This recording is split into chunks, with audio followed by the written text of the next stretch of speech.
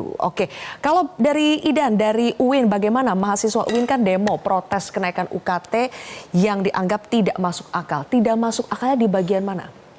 Jadi sebenarnya kalau yang terjadi di UIN ya, jadi di UIN itu memang untuk fakultasku sendiri katakan bahwa Fakultas apa, Idan? Fakultas Suludin saya itu. Oke. Jadi di Fakultas Suludin itu kita di tahun 2020 saya sendiri tuh mendapatkan UKT 5. Jadi UKT 5 itu pada hari itu tuh hanya mencapai angka 2.900.000. Tapi hari ini 2.900.000. ya, Itu kelompok 5 ya? Kelompok 5. yang Kelompok yang di tengah-tengah sebenarnya. Di tengah-tengah. Ada berapa kelompok UKT? Ada 7 kelompok. 7. Nah, cuma hari ini memang angka 2.900.000 itu hanya cukup pada golongan UKT kedua. Nah, sebenarnya untuk kenaikan UKT ini memang dipicu karena adanya KMA 368 yang dikeluarkan oleh Kemenag. Nah, oleh karena itu sebenarnya kita di sini tuh datang bukan untuk kemudian cukup hanya mengasihani atau menyampaikan aspirasi teman-teman mahasiswa baru.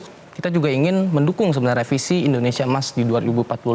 Oleh karena itu sebenarnya kenaikan UKT ini itu cenderung untuk membatalkan visi Indonesia Emas di 2045. Karena mengingat Presiden Joko Widodo itu di salah satu universitas di Surabaya kalau nggak salah itu, dia mengatakan bahwa untuk minat strata S2 saja itu berada di angka 0,45%. Dan ini kita secara signifikan dan secara eksplisit memang terlihat bahwa di bawah dari Malaysia yang mencapai angka 2,43%. Jika uang kuliah tunggal di strata 1 aja ditinggikan gitu, otomatis teman-teman dari masyarakat atau rakyat, anak-anak yang lahir dari rahim rakyat yang terdampak itu tidak kemudian bisa mengakses kuliah S2. Sebagai gambaran tadi Idan mengatakan kamu di tahun 2020 UKT 2,9 itu masuk kelompok 5. Kelompok 5. Kalau di tahun 2024 ini angka 2,9 itu masuk kelompok 2. Kelompok 2. Semakin tinggi kelompoknya kan berarti semakin naik harganya. Betul. Berarti ini kenaikannya sudah cukup jauh ya. Cukup jauh, sangat signifikan. Kamu tadi mengomentari soal pernyataan Presiden Jokowi soal angka lulusan S2, S3 kita itu masih sangat rendah kalau dibandingkan dengan negara-negara tetangga. Bagaimana ketika mendengar pernyataan dari pejabat Kemendikbud yang mengatakan bahwa pendidikan tinggi itu adalah pendidikan tersier sehingga tidak wajib. Respon kamu bagaimana?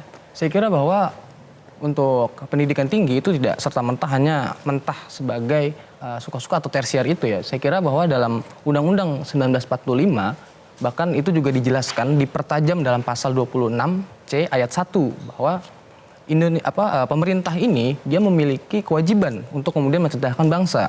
Nah, 26C ayat 1 ini secara imperatif kalau misalnya kita terjemahkan secara singkat itu bisa dilihat bahwa setiap rakyat itu memiliki hak untuk mendapatkan pendidikan tinggi yang berkualitas dan bermutu tentunya.